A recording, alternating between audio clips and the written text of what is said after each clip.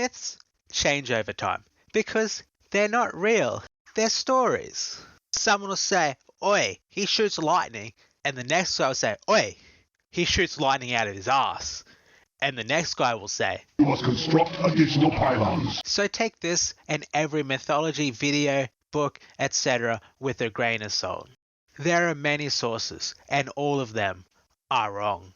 In the beginning, there was nothing, and that nothing was also something, and got bored of sitting there watching Seinfeld reruns. So he some homies into existence and then just fucked off. These beings included Gaia, who is like the Earth, Tartarus, who is a literal prison, I think, inside Gaia.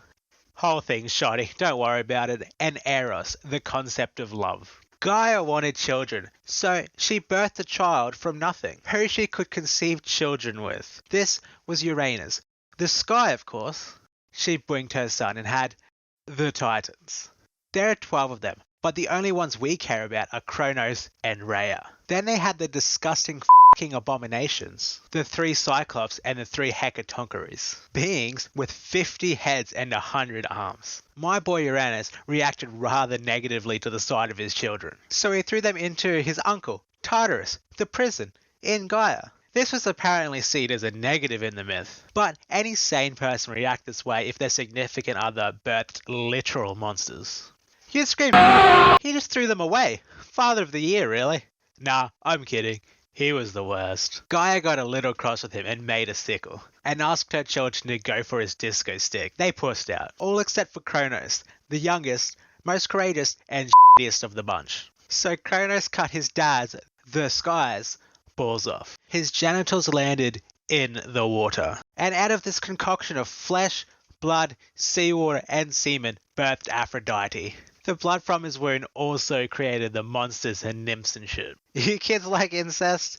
Well, don't worry, I got plenty of it here. Kronos, after defeating his dad brother, declared himself king of the universe. Uranus' defeat also freed the Cyclopses and the Hecatoncheires. Kronos, for some reason, agreed with his father, so he threw them into his uncle Tartarus, the prison, in Gaia. Nothing else to do, better bang my sister, thought Kronos, and then he banged his sister. And then he had some kids. Poseidon, Hades, Hera, Hestia, and Zeus. Now Kronos was the thinker. If I betrayed my father, then of course my little shits will betray me. Whenever Rhea birthed a kid, he ate them. Rhea was understandably pretty upset about the whole thing. When Zeus was born, she hatched a brilliant scheme. She would replace her son Zeus with a rock. Kronos ate the fucking rock. He thought it was delicious. Nah, nothing wrong with that. Tastes just like baby. Zeus was hidden with his grandma, Gaia, the planet, who raised him until he was an adult. Zeus was just living it up for a few years until Gaia said, "Remember how your dad ate your siblings? You should go f*** him up." He, along with the nymph, poisoned one of Kronos' beers and made him vomit his siblings. They were fine, I guess. The 6 of them go to war with the Titans for a few years. Just a reminder, the other 5 gods literally grew up in Kronos' stomach.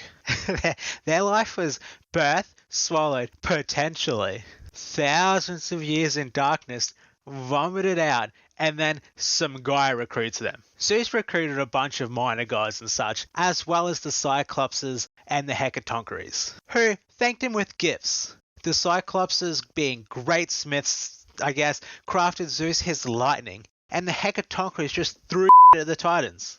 Zeus imprisoned the Titans in Tartarus, the prison, in Gaia, and they all lived happily ever after.